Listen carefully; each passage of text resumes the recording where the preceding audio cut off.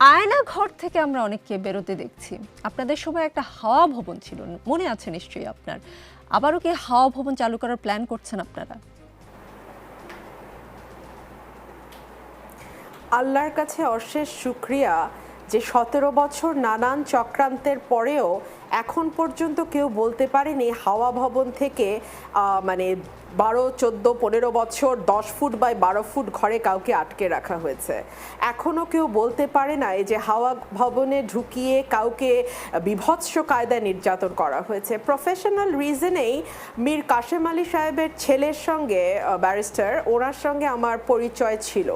যেই ছেলেটাকে আমি দেখেছিলাম আজ থেকে 10-12 বছর আগে, আরমানের কথা আমি বলছি, আর যেই ছেলেটার ছবি আমি গতকালকে টেলিভিশনগুলোতে দেখলাম, আমি একজন মানে কি বলবো, ওনাকে তো জাস্ট দেখেছি আমি 10-12 বছর আগে, আর এখন দেখলাম, মানে আমি নিজেই শকড হয়ে গেছি। কি দেখেছি ছেলেটাকে, কি এখন দেখছি।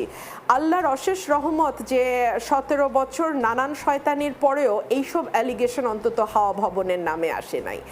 আর ধরেন যেই দেশের প্রধানমন্ত্রী গর্ব করে বলেন তার পিয়ন, তার চাপরাশি, তার কর্মচারী, তার বয় বেয়ারা 400 কোটি টাকা হাপিস করে ফেলেছে, অ্যারোপ্লেনে কি বলে ওটাকে, হেলিকপ্টার ছাড়া নড়তে চড়তে পারে না, সেই দেশে সেই এরা পার করে আসার পরে এখন হাওয়া ভবনটা না একটু ক্লিশে শোনায়।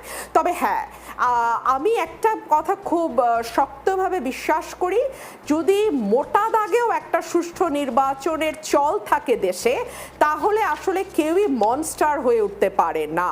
কারণ প্রত্যেকের মাথায় তখন থাকে, যাই বলি আর না বলি 5 বছর পরে কিন্তু আমাকে ভিক্ষার ঝুড়ি নিয়ে মানুষের দরজায় গিয়ে দাঁড়াতে হবে।